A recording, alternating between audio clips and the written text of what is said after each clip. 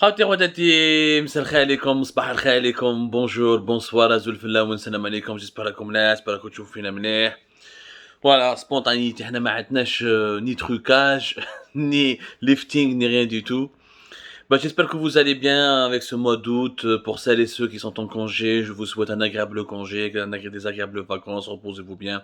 Pour celles et ceux qui n'ont pas la chance de pouvoir partir en vacances ou de prendre un congé, toutes nos pensées les plus amicales et tout notre soutien. Et on essaiera de vous accompagner en tout cas durant ce mois d'août avec nos émissions.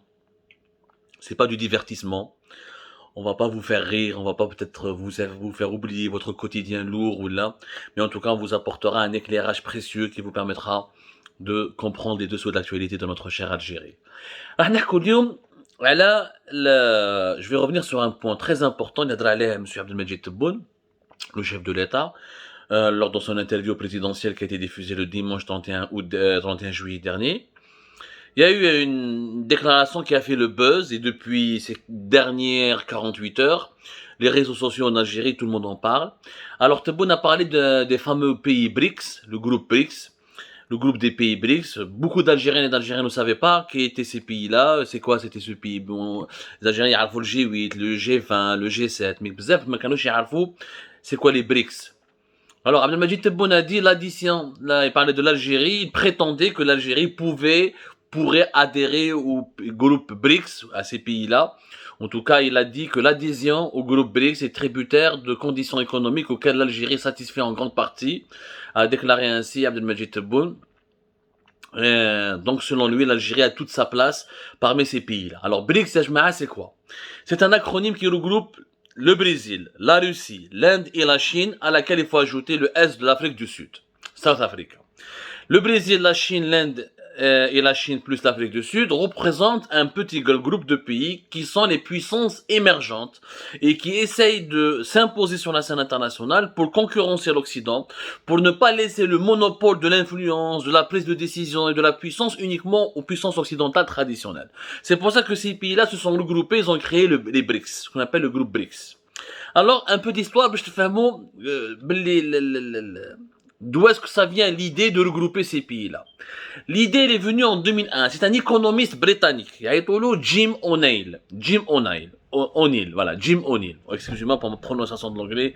Elle est un peu catastrophique. Jim O'Neill, c'est un grand économiste anglais qui a fait un rapport de la banque d'investissement américaine Goldman Sachs, qui est parmi les plus grandes banques d'investissement et d'affaires du monde. L'économiste, c'est lui qui a inventé l'acronyme BRIC. C'est lui qui leur a dit, il a fait des projections. Dans ces projections, il a dit que l'Inde, la Chine, la Russie et le Brésil seront les futures puissances de demain. Et c'est lui qui a créé l'acronyme le groupe BRICS, auquel il a été rajouté le S parce que c'est l'Afrique du Sud qui a rejoint ces pays-là. Ces pays auront des performances tellement importantes que le futur de la croissance mondiale va reposer sur ces pays-là. À partir de 2011, les pays de BRICS ont repris l'idée de l'économiste Jim O'Neill. Ils ont décidé de se regrouper. On va créer un groupe. Et cela, ils ont repris l'idée de l'économiste. Ou c'est BRICS. Ils ont fait chaque année des sommets. Ils font des sommets, je crois qu'ils mettent le G8, qu'ils mettent le G20. Ils essayent de se regrouper. Ou des conférences diplomatiques, des conférences économiques, etc. Une fois par an, ils diront un sommet dans lequel ils étudient les grandes mutations du monde, les problèmes du monde. Ces pays-là donnent leur vision de ces problèmes, essaient de proposer des solutions à ces problèmes. Donc, ces pays-là essayent ils ont uni leurs efforts pour concurrencer les États-Unis, l'Union européenne, le traditionnel G7, le traditionnel G8 et le G20. Mais je m'éclouche encore une fois, comme je vous expliquais au début, la primeur de la puissance uniquement à l'Occident. Donc, le BRIC. Mais le BRIC, qu'est-ce que c'est? Pourquoi ces pays-là se ressemblent? Ou là se sont regroupés? Ces pays-là se sont regroupés parce que ce sont des puissances économiques très importantes. En 1990, ces pays-là, la Chine, l'Inde, la Russie, le Brésil, l'Afrique du Sud, représentaient 10% de toute la richesse mondiale. 10%. En 2018, ils ont représenté plus de 25,5% de toute la richesse mondiale. Tout ce que le monde a créé comme richesse, 25,5% ils jiment de les pays. C'est pour ça que l'économiste Jim O'Neill, Galek Belé, ce sont les futures puissances de demain. Lyon, l'ensemble des PIB de ces pays-là, c'est plus de 20 milliards d'euros. L'ensemble de ces pays, d'ailleurs c'est des pays très peuplés, c'est 3,1 milliards d'habitants. C'est-à-dire que 42,1% de la population mondiale habite dans ces pays du BRICS. La Chine, l'Inde, la Russie, le Brésil, l'Afrique du Sud. Bon, l'Afrique du Sud, c'est le pays le moins peuplé. L'Afrique du Sud, c'est 60 millions d'habitants, pratiquement. 57, 60 millions. La Russie, c'est 144 millions d'habitants. Le Brésil, c'est 213 millions d'habitants. Et vous avez la Chine, 1 milliard 400 millions d'habitants. Et l'Inde, pratiquement 1 milliard 300. L'Inde est en train de dépasser petit à petit la Chine. Et d'après les prévisions, d'ici 2024, l'Inde sera plus peuplée que la Chine. Donc, avec le poids démographique de l'Inde et de la Chine, il est clair que ces pays-là représentent, c'est pour ça que ces pays-là représentent 42,2% de la population mondiale. C'est des pays très importants. Les BRICS, pourquoi ils ont des caractéristiques communes? Parce que sur le plan économique, ils ont des niveaux de croissance incroyables. Le taux moyen de croissance de ces pays, c'est entre 7 à 10, voire 15%. Mais ils ont des leaders mondiaux dans plusieurs domaines économiques importants. Regardons un exemple. Par exemple, la Chine occupait la deuxième place. Regardons des exemples très concrets. Par exemple, le nombre de PIB, tel parmi les 30 pays les plus riches du monde. Dans certains secteurs clés. Par exemple, le Brésil est le 4e exportateur agro-mondial de produits agroalimentaires. La Chine, par exemple, produit 50% de la production mondiale d'acier. La Russie produit, par exemple, c'est une grande puissance pétrolière, une grande puissance gazière. 25% du PIB de la richesse de la Russie vient du pétrole et du gaz.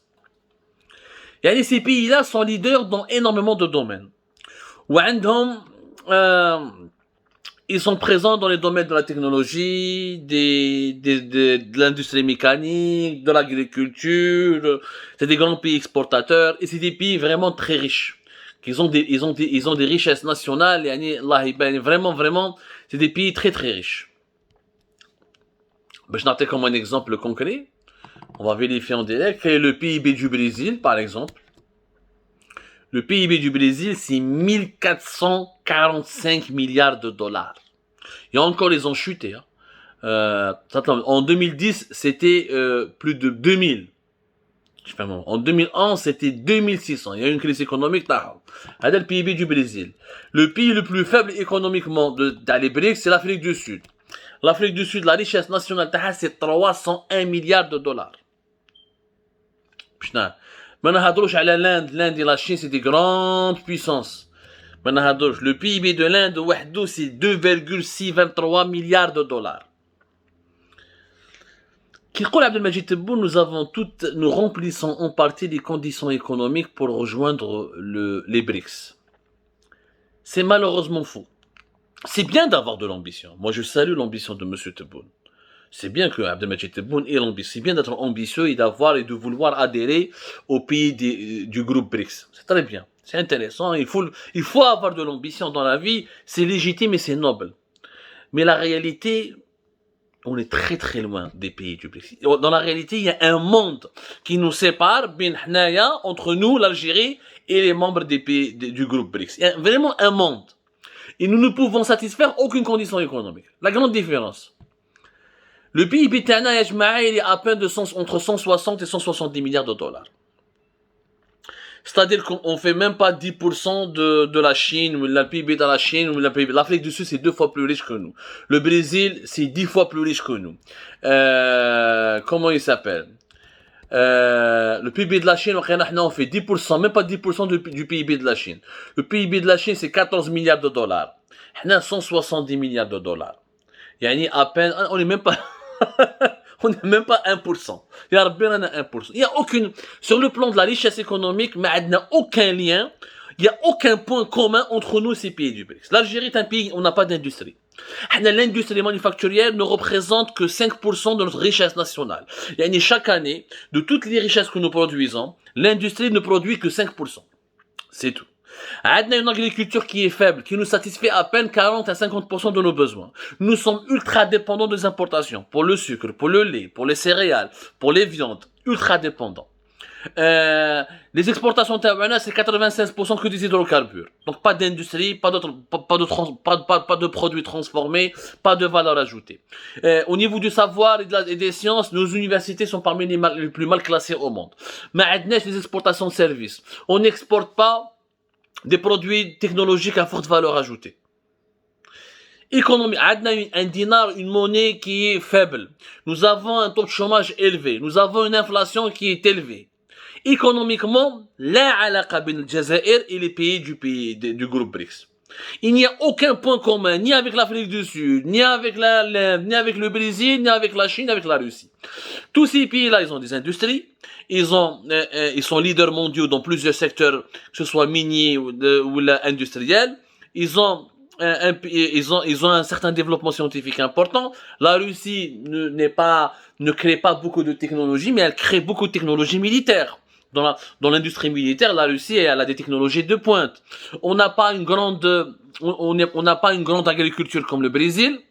On n'a pas de grande industrie mécanique comme le Brésil, comme la Chine, comme l'Inde. Réellement, dans l'économie mondiale, l'Algérie ne pèse rien. C'est-à-dire que si demain nous disparaissons, si l'Algérie disparaît de l'humanité, de la planète continuera de fonctionner le plus normalement possible. Ce n'est pas avec nous 170 milliards et quelques, il y a encore, hein. Le PIB de l'Algérie fait 2020, 160 milliards. Nous avons une seule société en Chine, ou là en Inde, ou là en Brésil, a un chiffre d'affaires plus élevé que toute la richesse de l'Algérie. Je نفهموا مليح. كيفاش ندخلوا les pays, كيفاش ندخلوا البريكس؟ ما نقدروش. حنا في 2020 قلت لكم notre PIB était de 145 milliards. 2021 طلع 160 et quelques. 2022 avec la remontée des prix du pétrole يطلع لحد 175 172. هذا ما كان. ورانا شنو لا ريشيس عندنا حنا. On ne produit rien. On ne peut en aucun cas se comparer à un pays membre du groupe des BRICS.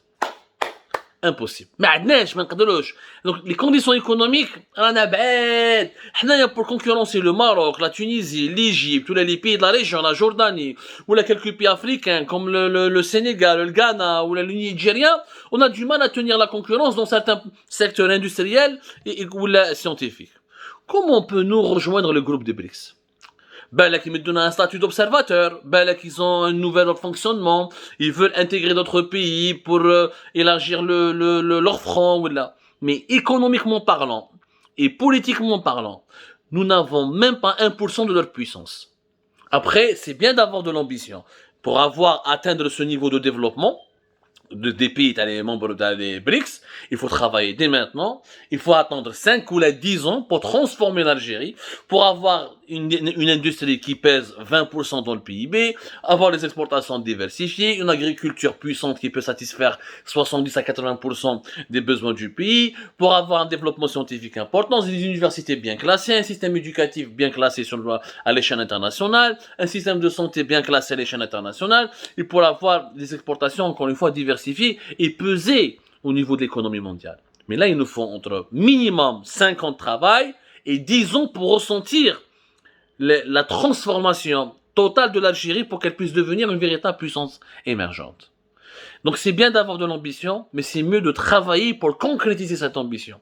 Et si on ne se met pas au travail dès maintenant, on risque malheureusement de rester dans le club des pays sous-développés, rentiers, et des clubs des pays modestes, en dépit de notre histoire glorieuse, parce que nous avons une histoire glorieuse, avec la guerre de l'indépendance, le rôle diplomatique important de l'Algérie les années 60 et les années 70, la place, le prestige historique de l'Algérie, mais ça reste un prestige qui est historique, mais qui n'est pas économique, qui n'est pas industriel et qui n'est pas scientifique. Et c'est pour cela que nous ne pouvons pas être pour le moment une véritable puissance émergente. Comme ça, j'espère que cet éclairage vous a aidé à mieux comprendre une problématique assez complexe. Quant à moi, je vous donne rendez-vous dans les prochaines heures pour d'autres émissions.